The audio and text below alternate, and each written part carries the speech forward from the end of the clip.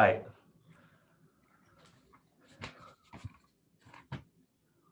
Mr. Diaz, that is a really nice shirt. I like that shirt.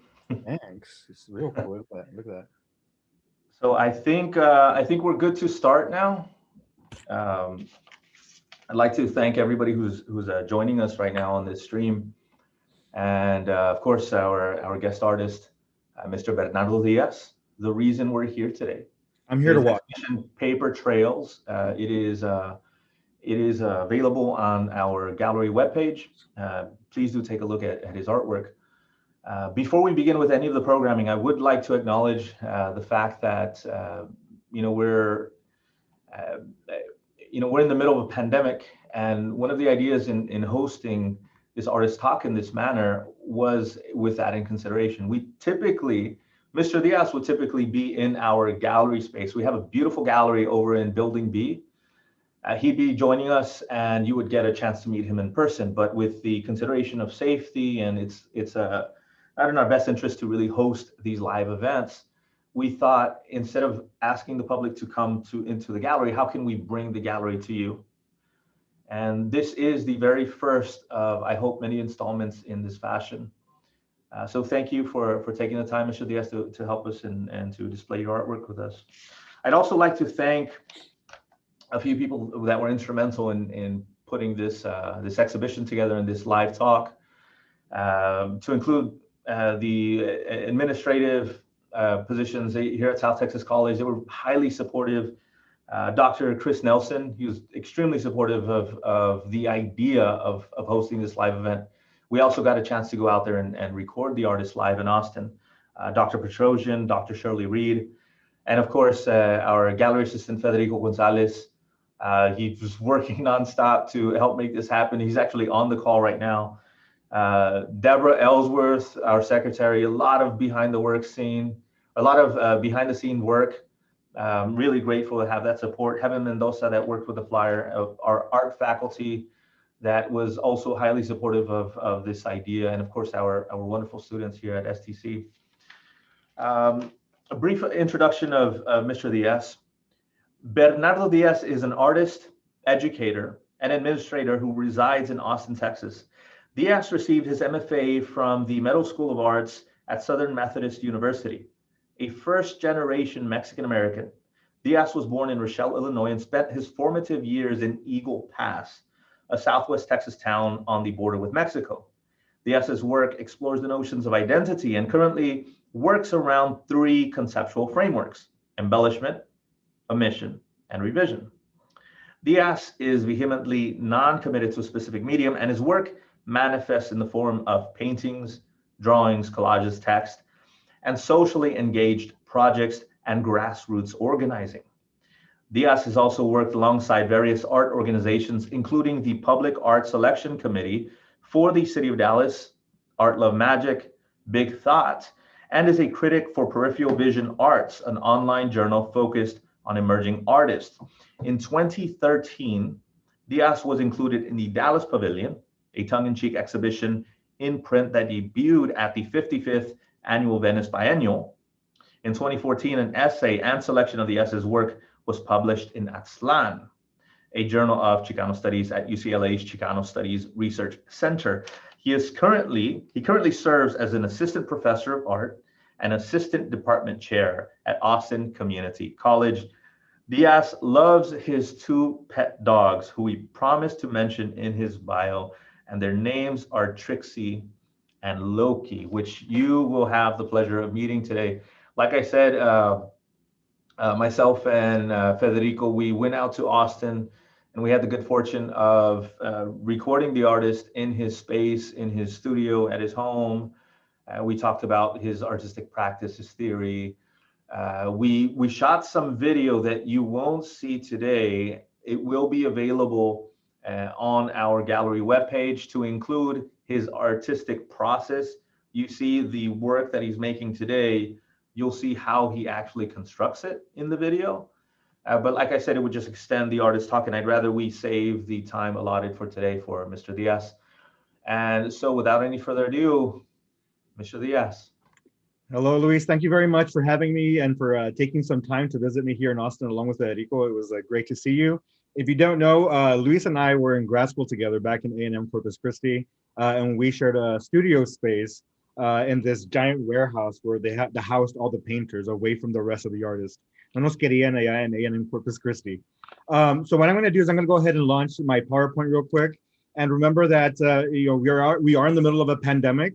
And I thank you guys that are already either teaching or going to school through these online platforms and that are generous enough to contribute some of your time or to be here with us today, despite the fact that you've probably been sitting in front of a screen already for a long period of time. So I really appreciate you guys. And I'm going to go ahead and share my PowerPoint and I'm going to play that video that Luis was mentioning. And again, this was created not by me, it was created by the folks over at STC.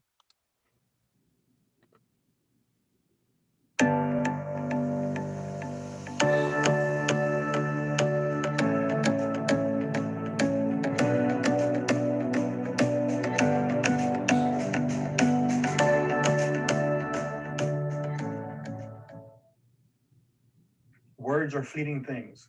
Words without more words to describe them are empty in themselves. Images can be iconographic, it can be symbolic. And when that happens, let's say you take an apple, a picture of an apple. Well, are you representing an apple? Or are you representing the story of Adam and Eve? Or are you representing the city of New York? Are you representing, Snow White? Or that eating an apple a day will keep the doctor away? Depending on who you are, all of these different readings can come from just one single image, one single icon. And that's the problem I face, that's the contention I have with representation that is naturalistic, is that it can get lost in translation. Let's think about like the Mona Lisa, right? You have a painting of the Mona Lisa. The only reason why we know that it's famous and it's expensive and it's, whatever you want to call it, is because we have historical context and we have people to decide that, hey, this is an important painting. Remove history, remove the name of Da Vinci, remove the identity of the person being painted, and that is just another picture of a woman. And not any more important or less important than any other picture of any woman. I mean, there's my grandmother right behind you. And so that is the kind of stuff that I'm talking about, right? Kind of like, there's things that you're just not gonna connect with in regards to the meaning and intent behind the work unless I'm sitting there in front of you telling you specifically what that is. So paper trails was an idea that I started working on while I was in grad school with these giant cardboard murals. They would be pieced together. I would paint the composition. And the idea was that it was like a portable mural because you can remove them from the wall and then go reinstall them somewhere else. And that was happening when Arizona was trying to pass a law limiting the amount of undocumented immigrants in the state or their ability to find citizenship. And so paper trails for me was thinking about what it meant to work with paper as a material, but how paper also tends to govern a lot of the things that we do in our daily basis. Oh, you need a vaccine record on paper to get your kid into school. You need your documentation to prove that you're a citizen in this country. You need your papers. I lived on the border for my formative years all the way till for college. And when you live on the border, and people don't know this unless you've been to the border, is that there are checkpoints within the United States that you have to confirm with the Border Patrol and tell them I am a citizen to let you go northbound anywhere from the border. There's also this idea of like the word and the image playing a major role in the way that we spread out stories. And history books are stories, religious texts are stories. And again, we continue to decide what to share, what not to share, what to document, what not to document, what's important, what's not important. And so I take the image and I take the words and using paper, which I'm again connected to through one, the access I had to paper as a child, but also paper in the sense of documentation. And I merge them and I push them and I create this ambiguous result that ends up behind me through, again, 3 processes that I am working on: embellishment, omission, and revision. all of those three things are the same type of mechanisms that were used in erasing a lot of our histories as Mexican and Mexican American. These pieces came out of a chance happening because I was creating these cutouts, and then the cutouts had a perimeter, the negative space, right, that was left over from the paper where it was cut out. And they had little register marks that I had applied in there so that I could make sure that all the cutouts were remaining the same size. And I was taking those little negatives, the edges of those cutouts, and I was hanging them on the thumbtack. I don't know why I wasn't throwing them out, but I was hanging them. So I was reworking my studio space and changing things up.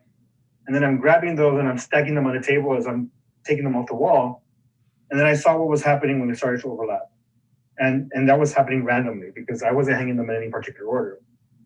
And that was like one of those moments where I was like, if I'm working around these notions of kind of like embellishing, omitting, or kind of rethinking of the order of things in layers, and this is another way that you can approach that. And so these newer pieces have a lot to do with a chance happening in my workspace that I wasn't even aware of until I started removing them from these little scrap papers into the wall and laying them on top of each other. And that's how I arrived at this body of work. What I'm doing in the projects is trying to engage with that, through the work, is to engage with that process myself. Because I feel very strongly that when you engage in a process that you are studying external to yourself, you begin to learn how to pick up on when it's happening in real life. And so I am not making stories, and I am not making images, and I am not trying to convince you of anything. I am only saying that this is the end result of my thinking and my studying of these processes that have taken place over a long period of time, that have had major consequences and continue to have major consequences of where we are at the moment, right? Of who we are. And one of the things that I've kind of learned is to understand that I find myself complete in my incompleteness. That is something important about what my identity is. At the end of the day, one of the people hate that they ask me, like, what images and what words are composed into your artwork? And that is my secret to keep, right? And so these are a sharing of that experience. I'm like, well, you have to figure it out. What do I want people to take away from the work? I want them to look at the work, to see what they find in it, to enjoy it, to be able to draw out whatever it is they're going to draw out from it. Because ultimately, once the work leaves my apartment, I'm not standing there explaining anything to anybody. Someone can go to my website, read my artist statement, and that's as far as it goes. I am not concerned of whether these works are archival. I don't care what happens to the work once I'm gone and once I'm dead.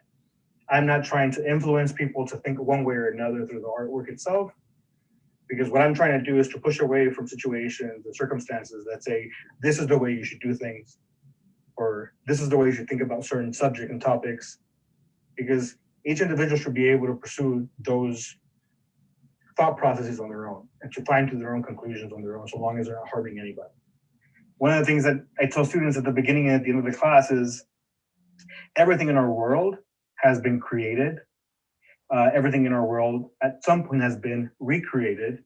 And every day that we engage with our world and the way that we react to the world is recreating the world on a daily basis. I was like, so to say that you don't know how to be creative is false, because there's things that you do on a daily basis that it is a moment of creation, even if it is something that is mundane and quotidian, right? Kind of like part of your daily life. You get up in the morning and you have to compose who you are as an individual with the way you comb your hair, the accessories you put on your head, the makeup you wear, the clothes you put on. Every day you're making these choices that are creative in nature. Anytime that you play a video game, there are decisions you're making, there are places you're going, there are power-ups you're gaining that are also requiring you to be creatively thinking about that virtual environment. And so I always tell people, I'm like, if anybody here thinks that they are not creative, you're lying to yourselves, because whatever. And then I give them a certain project and I tell them at the end of the project, look, you told me that you couldn't make, you told me that you couldn't draw, and here you are making and drawing. So creativity, this idea of artistry, is not based on this notion that people are like born with specific traits that make them more creative. Anybody can learn how to make good art. Everybody can learn how to make or develop solid concepts. It's just a matter of how you engage with them. The football player that can design plays to be carried out in the field is engaging in a creative act. The chef that is putting together a meal, which by the way just activates so many of our senses, it's like an aesthetic fountain, is also engaging in their creative capacity as people. And I think that more people that knew that, the more possibilities were there to kind of understand the world around them and the way that they actually do act upon that world and the way that the world acts upon them. And I think that that's something that kind of goes over people's heads sometimes. Hey, the decisions you make ripple, and the decisions other people make ripple towards you. So it's kind of like having an awareness of that there is other people's creativity affecting you every single day is also an important thing. And so, as Luis mentioned, there's going to be a longer video of this posted somewhere on the South Texas College art website, and there's also going to be a demo of the process that I go through in setting up the work. And so now I want to start with the my actual artist talk. Let's see, does this let me click through? And before we get started, I do have dogs, and they are not kenneled right now. They're not caged up. And sometimes they will like just randomly bark. So if that happens, I apologize ahead of time. I try not to restrain them while I'm at home because then they get whiny too. And the first picture you see here is my studio space, and there you see Loki right there again, sitting in the chair. And this is where I work, and this is where I create. It's not a formal studio. And a lot of it has to do with my own realities as an individual person, my own responsibilities of where the revenue and my salary goes to pay bills, goes to help out other folks in my family. And so that's the small space that I work in. And I've been working in these type of spaces since I graduated with an MFA. And I think that right now, as we are in the middle of a pandemic, every student, and I think if you are an artist and you're not a student, should kind of like find ways to still set yourself up at home to create artwork. I've lived in places where I've had even smaller spaces, or that I've had to create paintings outdoors. And so I think that everybody should, based on their own context, develop their own spaces as they see fit. All right, so there's my little humble studio space. And you can see more of that space in the video that Luis has up on the website later this month or later in the semester. And so I wanted to kind of just get back to my artist statement and kind of pick out a couple of highlights that I had on there. I'm going to move this I have a little screen on my wall. I can see it, minimize it. There you go. And talk about a couple of things. Just my identity is going to play and is always playing a role in the way that I am creating my artwork and the way that I am approaching the concepts that I am dealing with, right? All right. I lived in the border. And if you've ever lived in the border and moved away, you'll know that the border never leaves you, right? This understanding that you are in the threshold of between two places, and that there is just an existing a sense of incompleteness in the sense that it's what Selena said, I'm not Mexican enough for the Mexicans, not enough Americans for the Americans. That applies, right? You go to Mexico and you are othered over there. You stay here in America and you are othered here. And so, I find that I've been comfortable being in that threshold. All right. I'm also gay. So a lot of the queer cultural visual information that I see around me in the specific queer community that I engage with also plays a role. And I consider myself a Chicano, Mexican American, with a very profound political thinking, in the sense that I am constantly in tune of what's going on politically, not just in the sense of like this thing that's happening now with two parties, but the fact, again, that what Luis was saying is that we are always acting on our environments, making decisions that sometimes have really important implications to who we are as people and how we interact with one another. Again, I'm going to go through these concepts of revision, omission, embellishment, and talk about some of the theorists that have informed those concepts, and then talk about the process that I go through in creating the work, and how I engage with those three frameworks, revision, omission, embellishment in the creation of the work. And then I'm going to talk a little bit about why I consider this to be more of a sharing of my experience rather than a representation of an idea. All right, so here we go. Oh, all right. And so the artist talk is going to be broken down into 4 categories, which is the formal elements of the work, some formal concerns that I address in the work, the conceptual framework, and then I will wrap it up with the process. If you have any questions along the way, you can shoot them over to the comment section on YouTube, or if you are on the Zoom, you can send them over to Luis or Federico. So the material and size and scale of the work. This image you see here on the far left, that's one of the large murals that I would create on cardboard, and the cardboard has been segmented.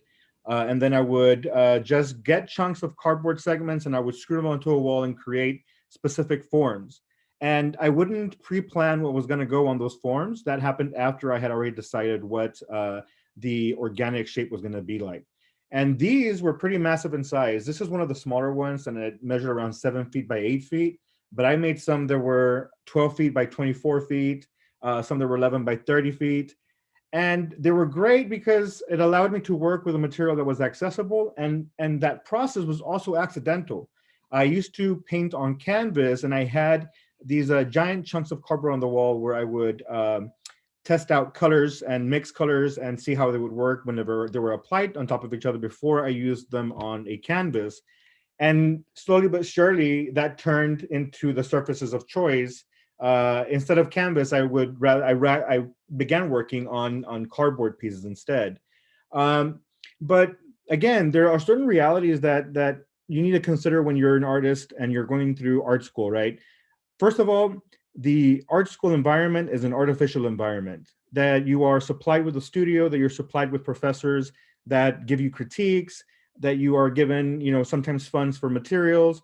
Those are only things that occur within the context of an art school. And so once you leave art school, you have to understand that those realities go away, and very quickly. I remember when I graduated from SMU with my MFA, they were like, okay, you need to move out by July 13th. And I was like, oh, well, shit, where am I going to create work now? And so very quickly, the work got very small. It changed in size, and it changed into the mediums that I was using, the materials that I was using. And then I started working on these small drawings. And again, I was still continuing to use paper. And in this case, I was bringing in that question of the documentation of like birth certificates, of like passports. And at the time, one of the laws that was being passed in Arizona also had caveats in there that was restricting what people in that state were considering anchor babies, or this idea that immigrants were coming into the country to have children here that would then gain citizenship automatically, which, by the way, in their definition of that, I would be considered an anchor baby or an anchor man now. But I would grab these birth certificates, or make copies of them, and these are my birth certificates, and I would crumble them up, I would scan them and print them out and use those as my surfaces to create these drawings. And at that point, I was already trying to create these embellishments, these various lines and patterns that are drawn out from specific sources, which I'll address in a minute. And then now, I'm still working small. This piece right here on the far right is 10 by 8 inches. And I use other materials as well that allow me to continue to embellish some of these forms and shapes that I created. And again, I'm going to go through the process later on, so I'll revisit this in a bit. But another reason why I wanted to have, or to start creating smaller works is, again, at the moment, I'm not in a position where I can rent a studio space, and I cannot rent additional storage space for the stuff that I am making. So this allows me to create works that are easily storable in the space where I currently exist. On the other side of this, I come from a working class family, so we never had access to the visual arts in the way that I have access to the arts now. And part of that had to do with, one, my parents' upbringing. They were just not connected to that part of our culture, our society, right? We never went to museums. We didn't frequent galleries. That's something that happened when I became an adult. And so the reason why I make small works, and I also included some digital works in the exhibition, and the digital works, this applies to that too, is because it allows me to create works that I can sell to potential clients for less money. And while my main driver for creating work has never been one to create a financial sustenance from, there are people that visit my studio or that see my work and want to purchase it. And I want to make sure that it's not just people of a certain class that can afford to buy the work. And so when I make small works, I can sell them at a price that is accessible to people that come from places that are similar to my own origin, right? Kind of working class families, families that, again, don't necessarily engage with the arts, but still want to have something and collect or start collecting artwork. And so for me, that is important. I don't necessarily think of audiences on a grander scale than that, but I am concerned, or I do have concerns about certain groups of people having access to the arts. Oh, this thing doesn't let me do the button. That's why it keeps making that random noise. And so, again, my identity informs the kind of visual culture that comes in and is alluded in my work. Matachin regalia, the alebrijes from Mexico, papel picado, all play a role in the various material choices and the various formal choices I am making in the compositions of my work. In fact, Matachin regalia, my grandmother used to have una danza, which was a group of people that dance in the matachines. When we were younger, my siblings and I also participated in this tradition, and essentially is one of the few ways that we still manage to stay connected to any semblance of the indigenous roots of our ancestry. It is done during the Christmas time period when people form these danzas to dance for La Virgen de Guadalupe, which is one of the iterations of the Virgin Mary. And the alebrijes, of course, is along with other types of Mexican folk art, utilize a lot of these traditional mark makings and traditional patterns that go back to Mesoamerican artifact and pottery or architecture and glyph. And all of these inform part of how I like to approach the pattern making and formal and implementing the formal qualities of the work. In many ways, I also have to keep in mind that there's still some separation there, right? And so I try to not appropriate specific patterns. I try to create my own patterns, but this idea of visual abundance, this very kind of like complex and robust amount of visual information is something that I enjoy. And I also look at a lot at different glyphs. Here we have one Mayan glyph. And I want to enjoy this idea of a compact, these small compact glyphs that then are put together to create a whole. And I've added an image of one of my works so you can see how there is a visual relationship between the two. And these small characters of these glyphs, for some reason, whenever I started to look at them, I really started to think about Pokemon, which is these little hybridized animals from the video game Pokemon. And so I made that connection there too. And it's one of the reasons why I was kind of attracted to that. Aside from its historical context, there was a lot of that I was attached to was, oh, they remind me of little creatures. And so that's something else I look at. And I am totally into the club kid culture and like drag culture. And this person here is Lee Bowery, a very famous club kid from England. And he was like cutting edge, like really about growing what the possibilities are of wearing garments and how they can transform a person. He played a lot with gender. He played a lot with form and pattern and color and shape. And these are some of his more tame outfits. But there's various documentaries on Lee Bowery on YouTube, which you can go and look at. Hypothetically speaking, they are legal. So go ahead and go and watch those potentially pirated videos. But he is a very interesting character too, because he defied what people considered drag at the point where he was existing and alive. In fact, many people who thought they were on the cutting edge of this drag scene were kind of always put off by Lee Bowery because they thought he was too intense in the way that he established his outfits and his character. And of course, there's also contemporary drag queens that I am I've been to the International Drag Festival here in Austin every year since it started. I really like, Erica Clash is one of the drag queens from this show called Dragula. Crystal Method was on RuPaul's Drag Race. And these are just two examples of many of how these folks are also pushing outward and kind of defying some of those expectations of scenes in the drag community. People have asked me why I don't just engage in drag and performance. And to be quite honest with you, is I just don't have the discipline for it. I don't have the type of discipline that these ladies have in kind of putting themselves together, being out there, kind of hustling to get shows. I don't even know if I have the physical tolerance to be able to carry out lip syncing and dancing at the same time. I'll probably just fall over and off the stage. But again, I want to speak to the color and the amount of visual abundance that are present in some of these costumes and outfits. Who knows? Maybe later on, I will become a drag queen. And if I do, I had already said before to my sister, I was like, my name would be Kessa. So I can be Kessa Diaz. Thank you. All right. Moving along. Graffiti has always also been a part of my visual lexicon. There was this book that I read while I was in grad school. It's called Walls of Empowerment. Oh, you can't see. Can you see it, Luis, on the camera? Yes, I can on my see it. camera. Okay, there we go. Yes. It's called Walls of Empowerment, and it is by Gisela Latorre. And the thing I liked about this is it speaks really into kind of like positioning graffiti scroll, street art in a sociological context of why artists engage in painting in public spaces. But another thing that spoke to me a lot about graffiti was the way that graffiti artists create their work. And this is Graffiti Park in Austin, known as Castle Hill or the Hope Gallery. And they create their graffiti, they spray paint it with the full knowledge that at some point someone's going to come in and engage in themselves with the process of omission or revision, right? They will either paint over their original artwork or they will add to the original artwork to create new compositions. And I think that that's a really cool process that kind of speaks to a broader sense of what I'm trying to get to with some of these concepts that I'm using in my work.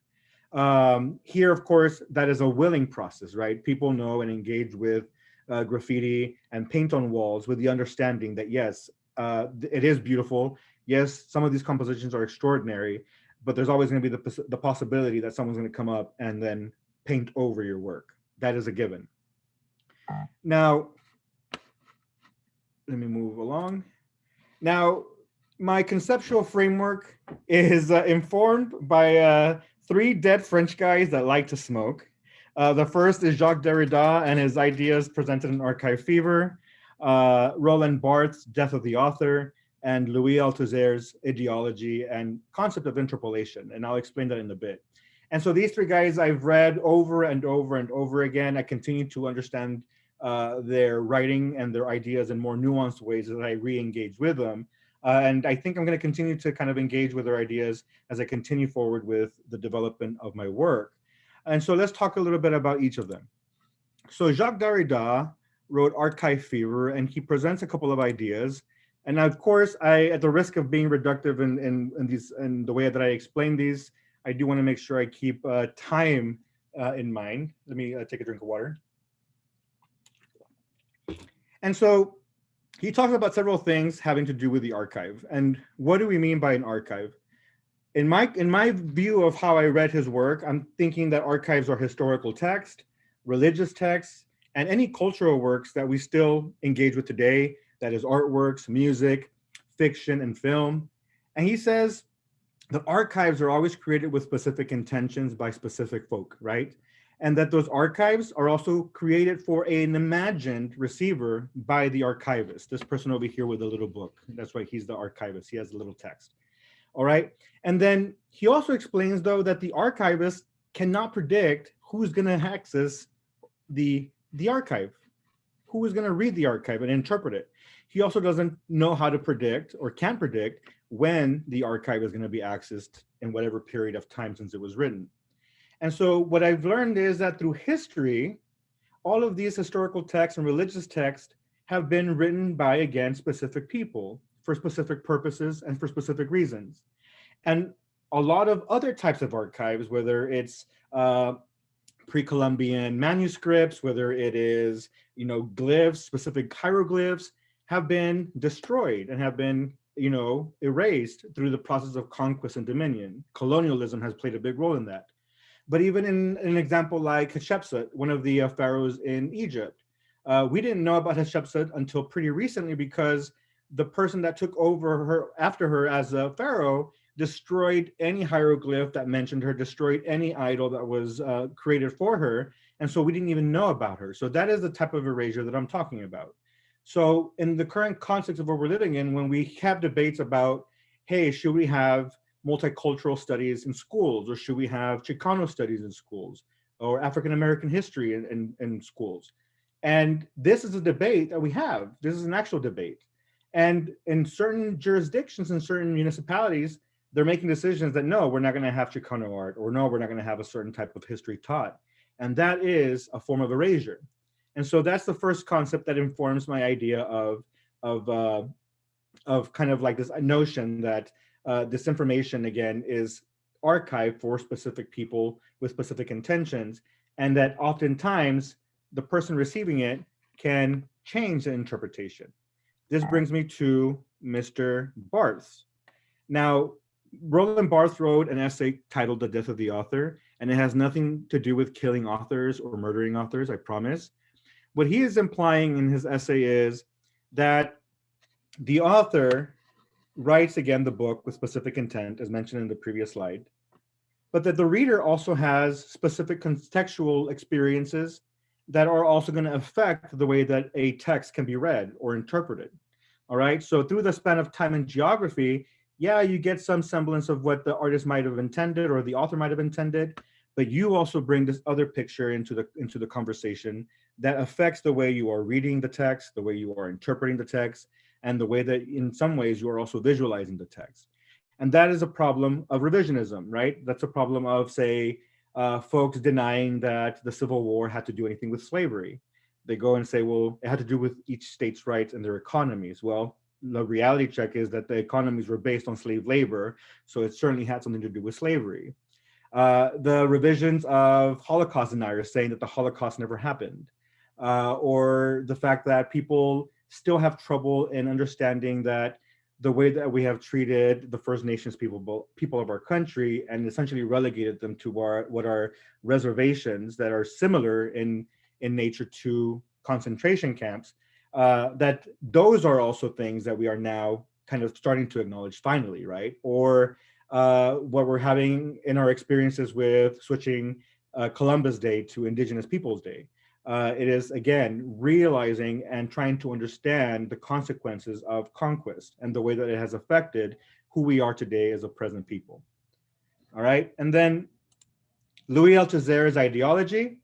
This plays into how we kind of form our identities based on ideas, and how then our identities inform ideas as well. And I included this in here because depending on who you are as an individual, what your identity is, the way that you interpret those texts will be impacted and will change. All right. And so what am I talking about here? So let's say, for example, you're a newborn baby. In fact, you're not even a baby. I'm gonna say you're a fetus. You're a little, even tinier fetus, right? And before you're even born and your mom gets a sonogram and they tell her, oh, you're a boy or a girl. Your mom is already thinking like, oh, this is what I'm going to name her. And I'm going to get all the pink stuff or all the blue stuff. I'm going to get dolls, or I'm going to get toy cars. And even before you're born, you're already being bombarded with all these ideas of who you are and what you're going to be. And your mom and dad formulate this very long narrative and start visualizing who you're going to grow up to be as well. And anytime that you push against that, it kind of breaks down that expectation from your parents. And so again, what he is trying to suggest here is that once we accept these ideas like our parents' faith and religion, or the stuff that we watch on television or read on social media, for example, or the way that politicians try to convey certain messages that may or may not be true. And once we start accepting those ideas as fact and as part of our identities, that is that process of interpolation where we become subjects to those ideas. We are governed by ideas. And someone says, well, I'm not governed by any idea because I don't, do this or that. And I'm like, well, the idea that you're not governed by ideas is also an idea. And so that's something to keep in mind when you're going through this process, because that's where we find things like implicit bias. That's where we find things like misunderstandings of how we understand other people that have concepts or traditions or ideas different than ours. And the current moment that we're in, I mean, let's face it, we are in a situation where we have two sides of a coin right now, at least in our country, that are existing in two completely different realities. And that's important to kind of acknowledge in order to be able to work through the process of reconciliation. You need to understand this part of that process. All right. And so again, that was a nutshell of those ideas. And I always encourage people to look them up and to read them and to reread them. And again, I mentioned before, I don't know why I closed the PowerPoint. We're not done yet. I've always told them before, these ideas can be dense, but they can be understood.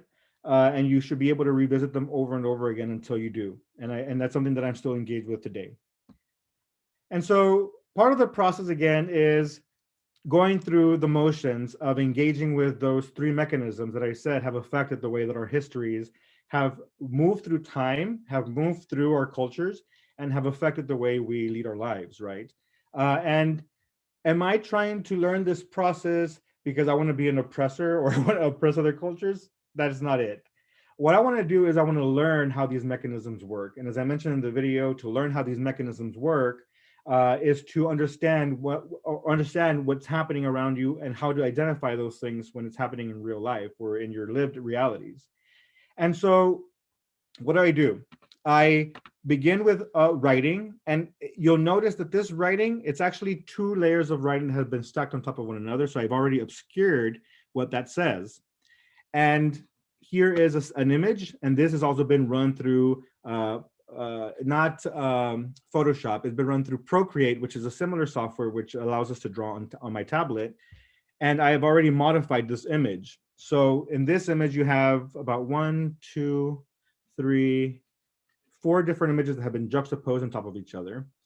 And again, I'm going through that process of revision. I'm going through a process of omitting things like deleting out some of these circles or placing one image over the other. Here I have obscured the text again by overlapping. And so then I upload this. This is done digitally, and I upload them as SVG files, which are vector files. And then I print this out on whatever color paper I have available. In this case, it was blue.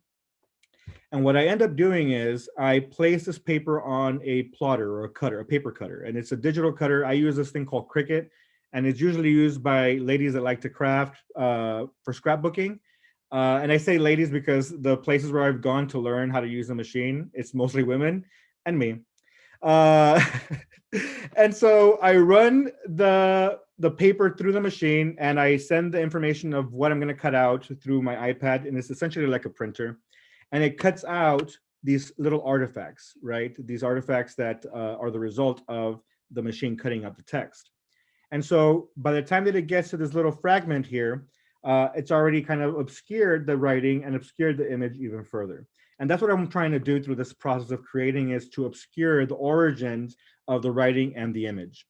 And people, as I mentioned in the video, get kind of like really adamant about wanting to know what some of the writing is and what the images are. And if I'm to engage in this process sincerely and in learning how this works, that's the part why that's the reason why I keep that secret and I keep it to myself.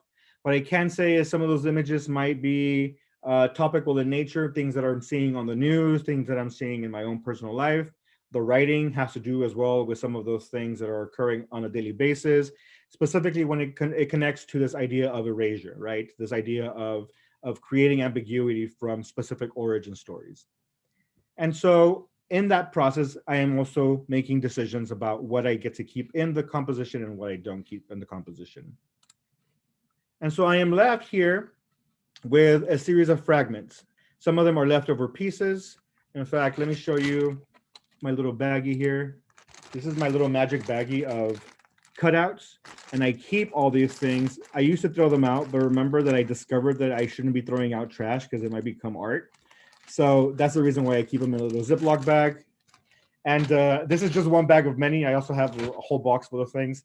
And so these fragments, fragments help me pull away from that origin story. And so I make decisions, right? Here I have some of those written portions, some leftovers from other cutouts, little pieces here and there, some of those shapes where I used to omit or to block out certain parts of the images.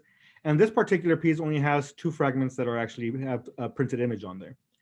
And once I have those fragments, I then revise the way that I'm gonna compose them onto this small squared panel here.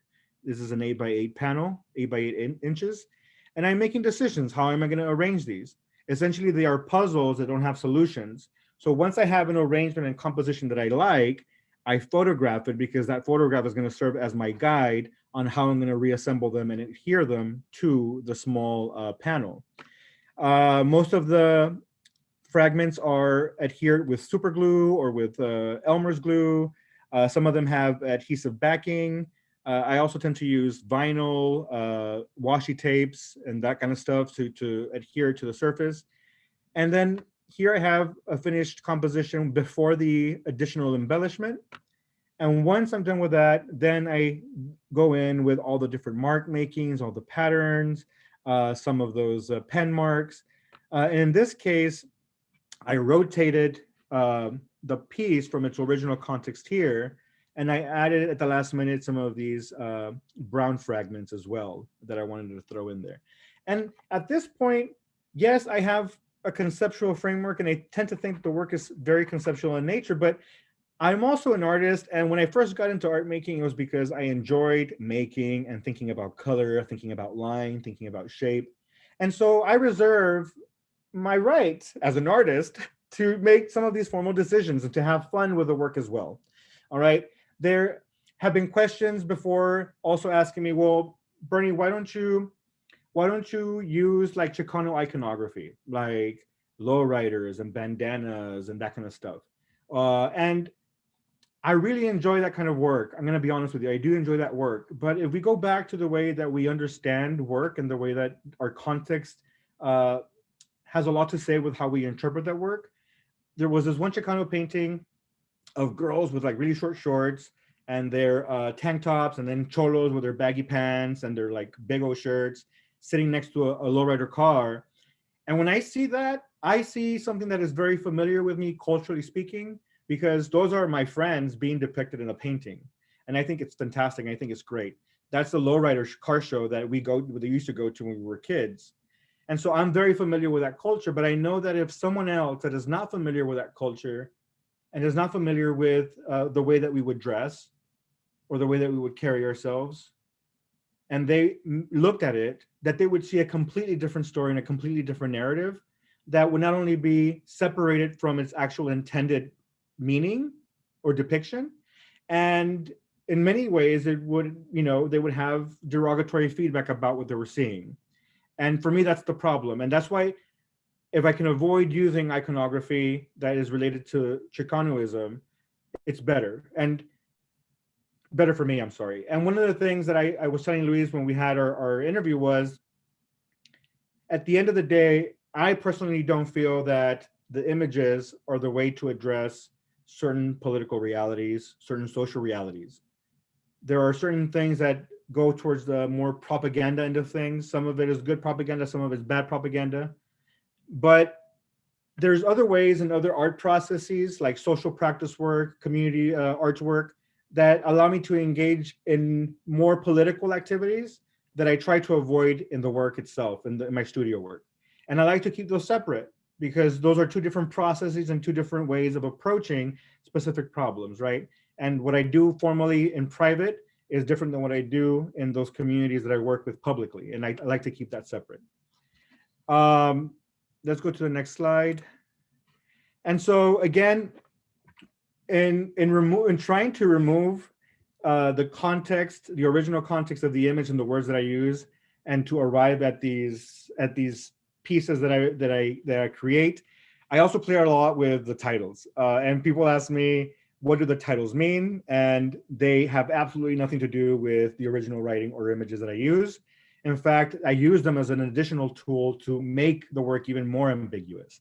And so these words like invaders, that's one of the first pieces that I created when the pandemic started. So I was thinking of the virus as an invader. The land of lump. In fact, the color here is informed by what I'm referring to when I say the land of lump, because if you've seen the cartoon Adventure Time, and I am still very much a cartoon watcher, the land of lump is referring to Princess Space Lump, or Lumpy Space Princess, and she's one of the characters in the show. But again, she has nothing to do with the actual words or images I use in this composition. And then this last piece here on the right is an artwork that I created the day that Justice Coney Barrett was confirmed to the Supreme Court Justice. And again, it was just, this is not revealing my political positioning in life. It will now, because what I've done is just switched off some of the letters to the names, and that's what I call it. Instead of the curse of Coney Barrett, I called it the curse of the bony carrot. And again, it has nothing to do with this piece here. It has nothing to do with the origin images or the text that I used in this composition. It was something that just came to mind while I was watching the confirmation hearings, and it just so happened that I was working on this piece, and that was the title of the artwork. And sometimes what I do is I'll send a finished composition to a friend or to a relative, and I ask them to title the work. So it even separates that origin to the result of the work itself as well. So what do I learn? What have I learned through this process? For what I've learned is that for me, art is not a way, it is a thing. All right. And for me, these compositions, let me go get one. For me, these compositions are not meant to exude any kind of meaning. This is the end result of me moving through the thought process of those three concepts of omission, revision, and embellishment through a visual process of learning. And this is the way that I learn, right? Some people will write it out. Some people might compose music or write poetry, but this is the way that I move through the learning process of those concepts through visual means. And so this is just the residue of that process that I consider art. And all art is identity art. When we think about this question of identity art, things like Chicano art, feminist art, queer art, it's often relegated as this passe thing that happened, during the 80s, 90s, maybe early millennium, and that it's something that already happened and went away. But in reality, all art is identity art, because the European masters that made their work were being informed by the context of who they were, where they were working, the people they were working for, and all of that information is still alluding to who they were as people and how they were making work. Any work, even through the modern period, also has to do with the identities of who these artists were, the way that they were interacting with whatever artist circle they were in, the way that they were thinking about these, and all of those things and how they thought about them were informed by who they are. And if all art is identity art, then in my mind, all art is political. So the question of what we show and what we don't show is a political decision, because we know we've had a lot of questions about representation of Chicanos on television, of Black people on television. We've had questions about representation of Black and brown people in the academic setting and in the context of museum exhibitions and gallery exhibitions. So all those folks who are in charge of making those decisions, these gatekeepers, are making these decisions and therefore impact who gets to be shown and who doesn't get shown. And that is a political decision. So I don't believe that there is a body of artwork that is non-political and that doesn't involve identity.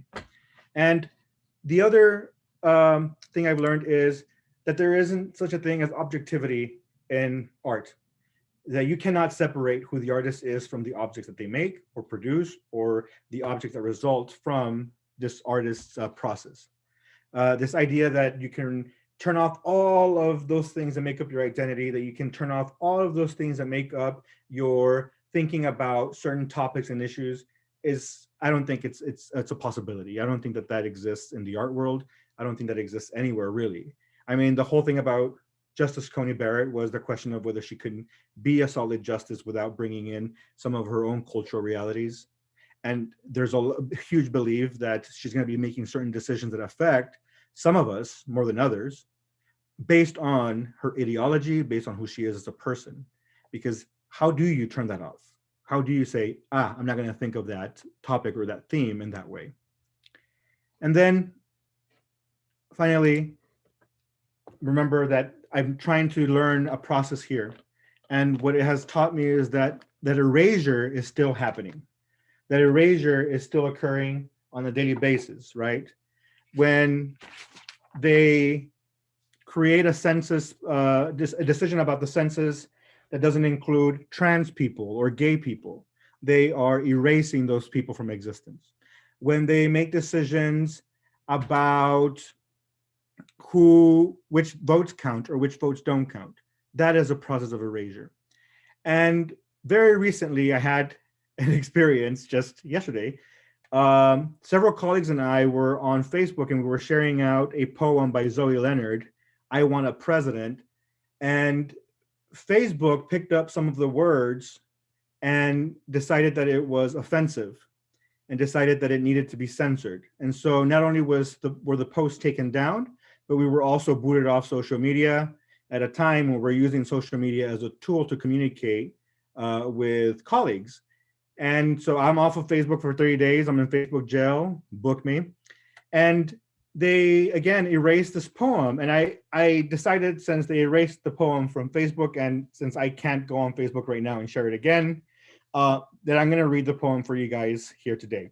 And so the poem is titled I Want a President by Zoe Leonard, who is an artist and activist, a great artist and activist in her own right. And here it goes. In fact, let me take a little sip of water before we start. The poem reads, I want a dyke for president. I want a person with AIDS for president, and I want a fag for vice president. And I want someone with no health insurance, and I want someone who grew up in a place where the earth is so saturated with toxic waste that they didn't have a choice about getting leukemia. I want a president that had an abortion at 16, and I want a candidate who isn't the lesser of two evils, and I want a president who lost their last lover to AIDS, who still sees that in their eyes every time they laid down to rest, who held their lover in their arms and knew they were dying. I want a president with no air conditioning, a president who has stood on the line at the clinic, at the DMV, at the welfare office, and has been unemployed and laid off and sexually harassed and gay bashed and deported. I want someone who has spent the night in the tombs and had a cross burned on their lawn and survived rape. I want someone who has been in love and been hurt, who respects sex, who has made mistakes and learned from them. I want a Black woman for president. I want someone with bad teeth and an attitude, someone who has eaten that nasty hospital food, someone who cross-dresses and has done drugs and been in therapy. I want someone who has committed civil disobedience.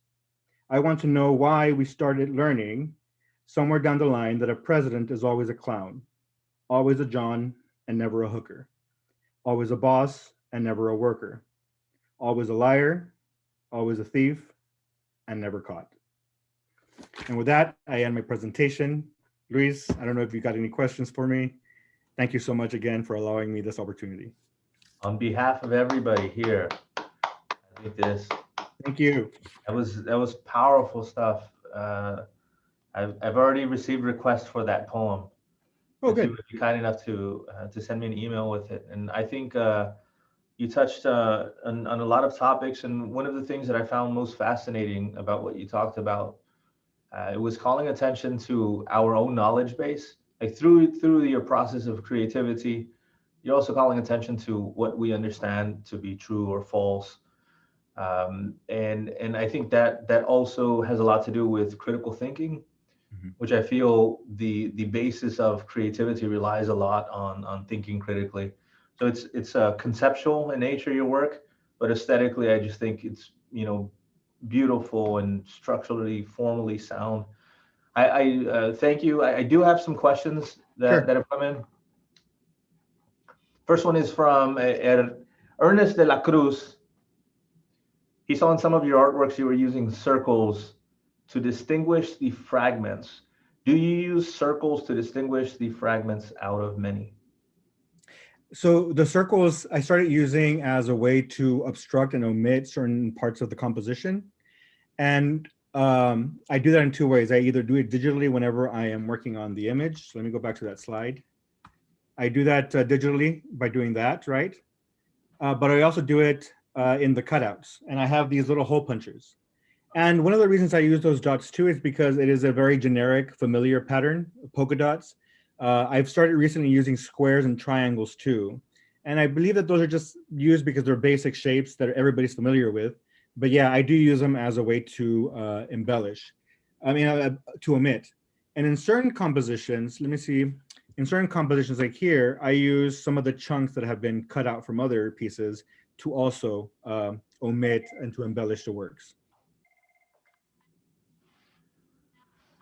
Here's another. By the way, Ernest, with your the circles and the fragmentation, we do have video on the process that he talked about in his PowerPoint. We do have video of that, and we will be posting it on our webpage. But I mean, with regards to the question of fragmenting, what I like about using those fragments too, Ernesto, is that it allows me to metaphorically represent that question of incompleteness, right? That in not being able to access certain histories, for example, I was telling Luis that I took one of those genome tests where they kind of test your gene makeup. And of course, my gene makeup is what you would consider a mestizo, mixture of genes. About 30% of my gene makeup comes from the Iberian Peninsula in Europe, places like Spain and Portugal. And then about 45% of that comes from indigenous populations in South America. And so I know for a fact that I can retrace the Diaz lineage back to Europe, but there is no way that I can retrace or reclaim really any of my indigenous ancestry.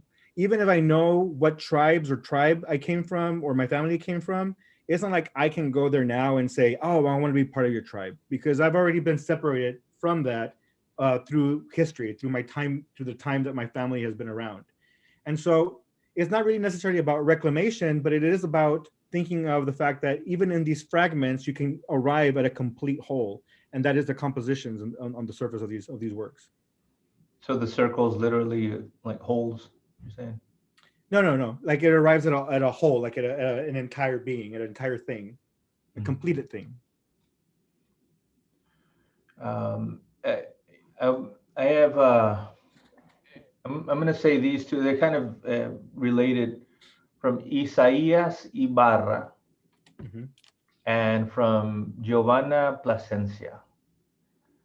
What inspired you to become an artist, and is it hard to get inspiration? What inspired me to be an artist is I just have liked making since I was a kid. And part of the reason was my dad wanted to be an artist when he was younger. And his parents noticed that he was jumping around from different decisions he was trying to make about what he was going to study. And by the time he arrived at art making, they had already had it with him and they weren't willing to support him in that endeavor. So my dad, despite the fact, I grew up with parents, working class parents. My dad was a custodian or a maintenance man his entire life. My mom was a healthcare provider, which, just essentially are, people that go and help old folk to keep order in their homes. And so my dad was the first person that engaged us with the process of drawing. And he was the one that taught us how to use a pencil to, mimic or to render cartoons based on like Disney characters or whatnot. And my mother noticed that we were really good at copying cartoons, and she used that as a way to also teach us how to write. So I learned about writing first as an image rather than actual words, because before I even went to school, my mom already had us practicing on tracing and copying letters. And so my dad still makes art. In fact, I was showing Luis some of the work that my dad makes, which is visually similar to some of the stuff that I make. And he still makes things. He still produces things, even now in retirement. And that was a big reason why I wanted to go into art. My original major was in psychology and my minor was in art. And then I flipped them once I finished my minor because I just wanted to do more with it. With regards to inspiration, you'll notice that in my presentation, I didn't refer back to any other artists. I don't usually get inspiration from looking at people's art.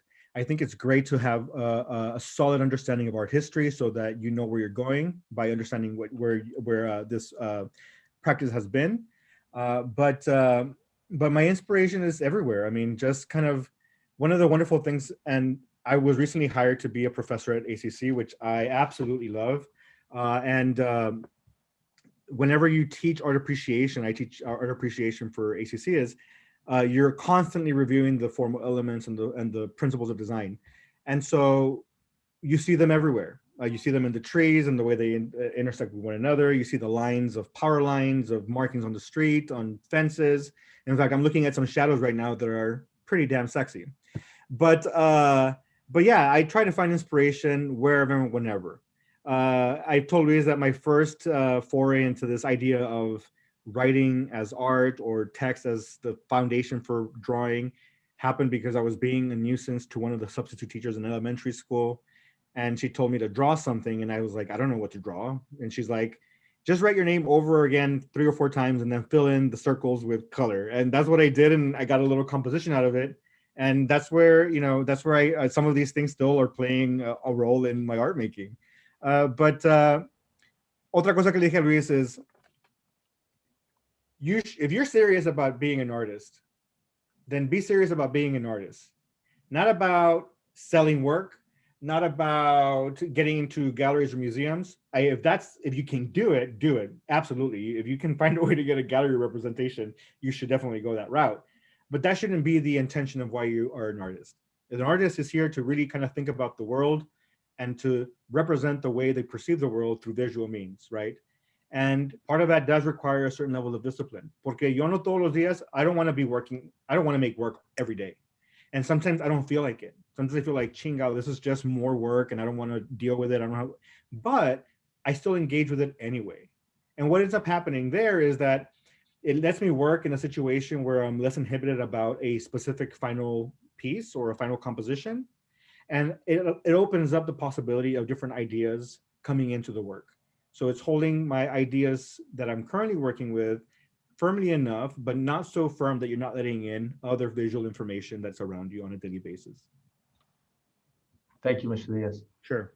And I think Bianca O, I think that one touched also on your question, which was what was your first artwork that you had done and what inspired you to do that art? You talked about the inspiration from one of your early educators. But while I was in grad school, I got an MA in Corpus Christi, and then I got the MFA at SMU. When I was in Corpus Christi, my work shifted into representation for a while. So the work has changed. I have not always been engaged with abstraction. And recently, I've been thinking about how I will modify the compositions because I want to move away from the rectangle, the rectilinear format again, into more organic shapes and forms. There was some work, let me just bring it real quick, please. There was some work that I was making that was more organic, and these are playing off of the idea of like totem poles. And so these were some of the pieces that I was making, but I was kind of turned off by some of the symmetry. Let me see. Right there. Yeah. I was getting turned off by some of the symmetry. And these were the way that I was trying to push away from the rectilinear pieces. And I'm going to do something similar to these, but not as exaggerated because I don't like how flimsy they feel or look. But again, it just depends on where you're at with the development of your work. And that's where I'm at right now, trying to see what the next steps are. Thank you. Let's see here. This one is from Patricia Policarpio. She is a fellow Adventure Time lover. All right. I got to start watching that show. She asked, what other media do you use? And I saw that the mixed media below the titles. Mixed media. So aside from paper and paint, and whenever I'm talking about paint, I'm not painting with a brush right now. I'm utilizing these paint markers that I get online. And I also use rhinestones. I've been using a lot of rhinestones, those little diamond dots, because they're tiny and there's something, I think it has to do with the fact that I'm kind of like really into drag culture and things like John Waters films. I like the work to have a little bit of cheesiness, a little bit of kitsch in there. And those little diamond dots just add another layer of kitsch that I really appreciate. I also use washi tapes and tape. And this is for these compositions. I've purchased like leather that I'm thinking about making some just monochromatic pieces in leather. And again, some of these things are like accidental, right? And best is I have stuff laying around the studio that I don't intend to use for my artwork. And then I bring it into the conversation and it works out and I continue to use it. So I think that, you know, just in the way that I discovered how I could use cardboards to make these type of murals, let me go back to it.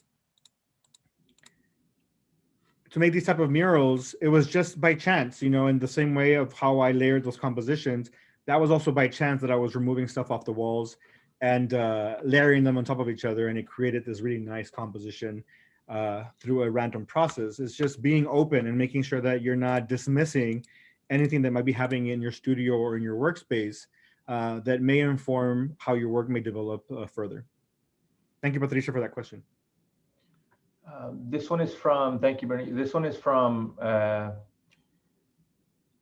Arlene Rosa. She asks, are there times when you're going about your day and all of a sudden you get this amazing idea that you have to write it down in notes to form your foundation? Yes. Yes. You have to remember that primeramente, everybody has phones right now. So if you're telling yourself that you don't have anything to write, you could write it in your phone. Send yourself a text or something, or email yourself. But I was telling Luis, I have all these little Post-it notes right by my table that are all of those kind of notes that I make whenever I have an idea pop up. And you need to make sure to write those ideas down because these ideas are fleeting. I mean, we live in a situation right now where we're bombarded with ideas all the time. So it's really easy to forget them. I'm not the type of person that will be like, oh yeah, I remember so-and-so. I need to write stuff down when it's important.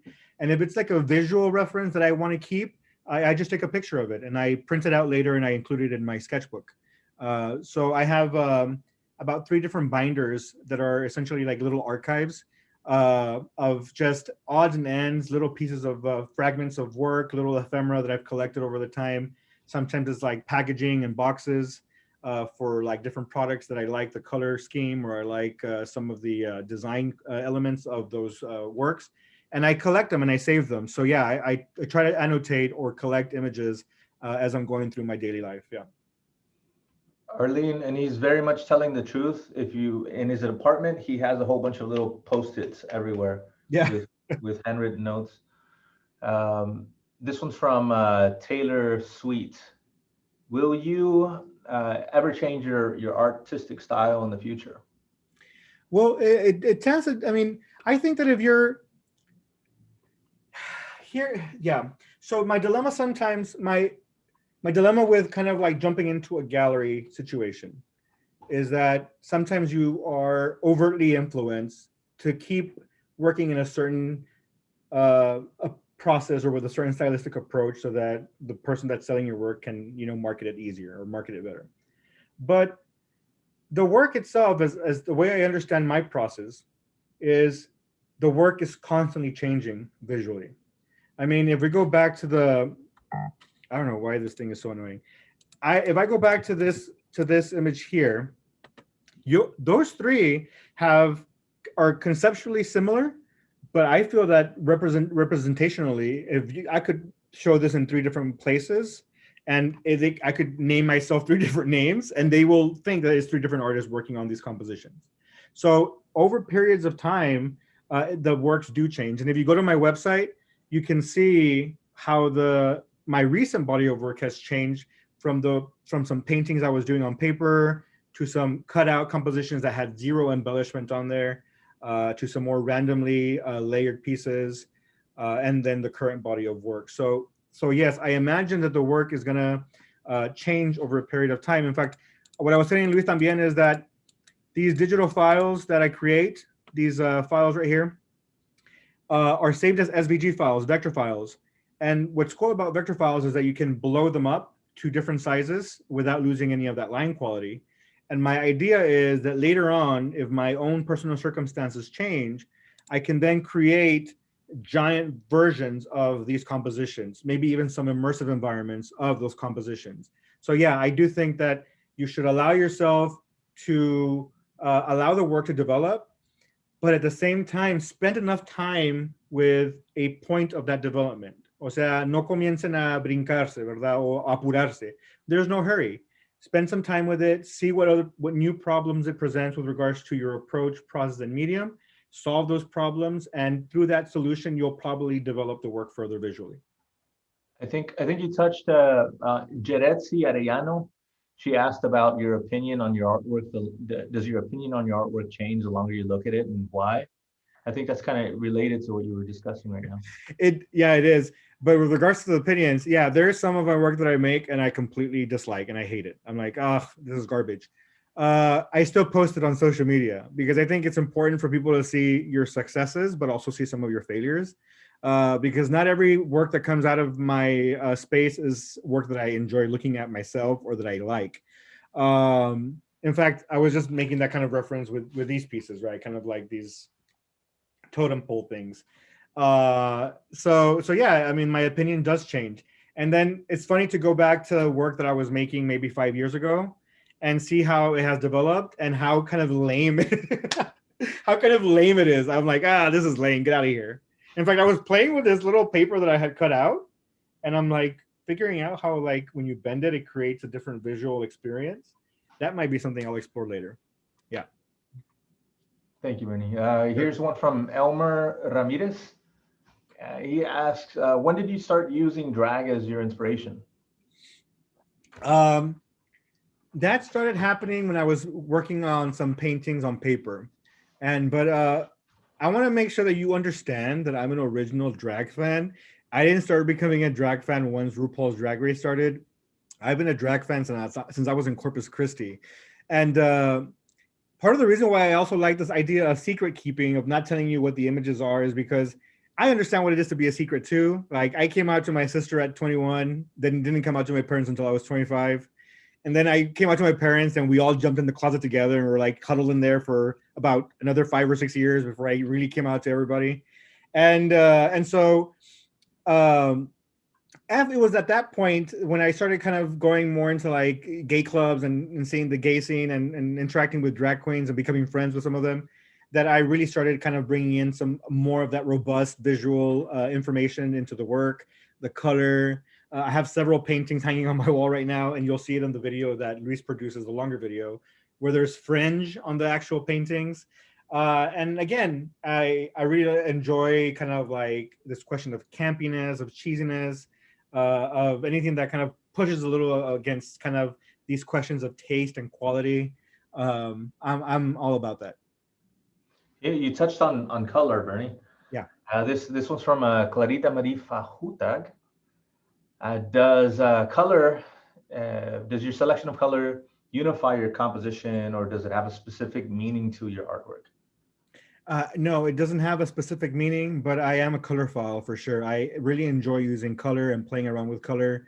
And that started with those cardboard cutouts, those cardboard compositions. That was when I was really trying to explore color there. And there is not a lot of meaning, but it is something that I look at with regards to, like, I mean, look at the color in some of these drag performers. It is something that I definitely draw out from them. It is based on not only the exaggerated colors and exaggerated costumes that they wear, but it is also based on traditional Mexican folk art, los colores chillantes, those very bright and saturated colors that you would find on some of those papel picados and the paper flowers and that kind of stuff. So there's definitely that there. And although there is no meaning, I'm sure it is informed in some way by that visual culture that I grew up with and the visual culture that I decide to engage with now. I definitely see it. Here's a few comments from Arlene Rosa. Amazing job. From Melissa Thanks. Terry. Wonderful. Thank you for sharing your work with us. I'm glad you like it. From Ernest de la Cruz, merci beaucoup. Oh, de And rien. then Clarita says thank you. You're welcome. Here's a did we from Giovanna Plasencia. Mhm. Do you face criticism with your artwork? Well, that's yeah, from myself. No, just kidding. Um, no, not really, because one of the things that I this body of work is fairly new. So it's not like I have people coming into my studio and doing a studio visit where they're going to give me a formal critique. And just if you're an art student, just know that that happens much less once you graduate. The criticism is you have to be self-reflective too in the way that you are engaged with your process, right? Kind of think about what your concepts are and then say, am I representing or is this arriving at what I think that process should arrive at? And I'd be happy to have someone over to critique the work. The only person that tends to talk to me about my work is my brother Diego. And Diego is also an artist. He's a teacher in Eagle Pass, Texas, and he has his own program called the Art Trike in Eagle Pass, where he rides around in like a paletero bike with a box in the front and has art supplies, tables, and everything. I just want to give him a plug. He does great work, amazing work. Um, and he's the one that sometimes gives me critical feedback and I give him critical feedback to some of the prints he makes. He's a printmaker. And so that's some of the conversations I have there. But usually, no, I'm not engaged too much in having people over critiquing the work. Maybe I will at some point. I think it's important for other people to see the work. I do tend to send the work out to places. If I have an abundance of work in storage, I like to put it up in coffee shops, restaurants, family businesses, and stuff like that. They'll have a work up so they can be seen. And that's the premise of these little objects that we make, right? Is they need to be seen at some point. Yep, sure is. And you know what? And your comment also plays very well into this next question from Andrea de los Rios. Mm-hmm. It's a very important question. What advice would you give to an aspiring artist? Um, I wish somebody would have given me this piece of advice earlier in my college experience. I think a very important piece of advice for anybody engaged in the arts, in visual arts, is to develop a sense of what you deem is going to be a success for you at the end of the day in being an artist. Muchas veces we try to compare our own experiences with some of our friends' experiences in art school. Some of the, like, I had friends early on that got into the galleries right away, and I didn't. And it was probably because I was working on like profoundly political work that was like totally in your face, totally like not even trying to be shy about it. And I was wondering at myself during the time, I was like, hey, I was almost envious. I'm not gonna lie, it was like envy. And I was like, well, how come they can and I can't? And at some point I figured out is when I was getting into a gallery, I was like, oh, there's this whole other thing to this that I don't enjoy, this whole little dance of like talking to some of the patrons and having to interact with them that was just wasn't my thing. And so I think that ultimately you're going to have to develop your own sense of success as an artist. And once you determine what that success is going to be or how you're going to measure that success, then is just, go be gung-ho about pushing forward and making sure that you are taking the steps to get there. My experience as an artist has been a really non-traditional one because I just got back into higher ed as an educator. But before this, I was working as a family programming coordinator for elementary schools. I worked as a college readiness coach for some kids in rural Texas. I worked with a nonprofit sector. Mind you, the whole time I was thinking of all these things as an artist, right? I mean, you can't turn that off. But it wasn't a traditional path to arriving at being an art professor. And I'm glad that I went through those motions because I understood that, I can still make art and I can still be successful in creating new pieces and sometimes even selling work on my own.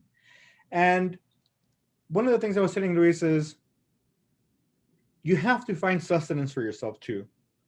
You have to make sure that when you graduate from art school, that if you don't find a job within the art sector, whether it's in a gallery, a museum, teaching art, etc., you still need to find yourself a job because you're going to have to worry about rent, worry about paying for your materials, worried about whether or not you have health insurance.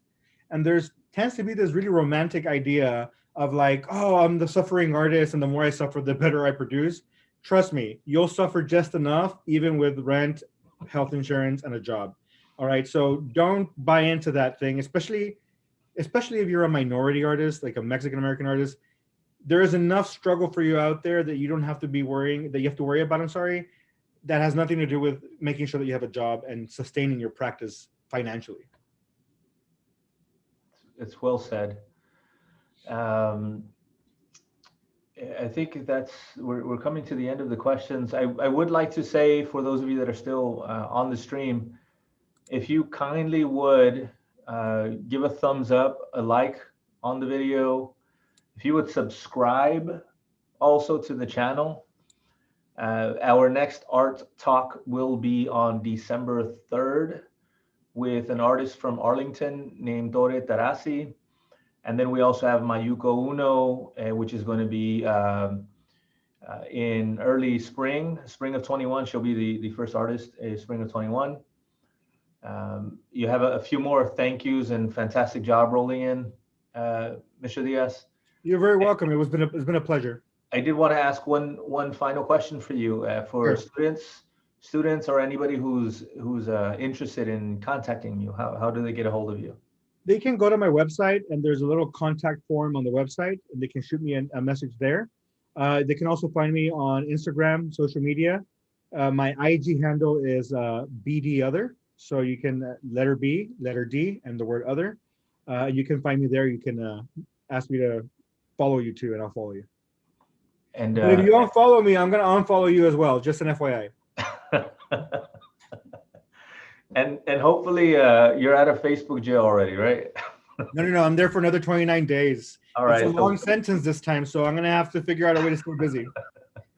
Hey, it's been an absolute pleasure, man. Muchas gracias, Luis. One more time. Thank you. I'll take a bow. Thank you, everybody, for joining us. Appreciate it. Bye. Well, take care. This is that awkward part where we have to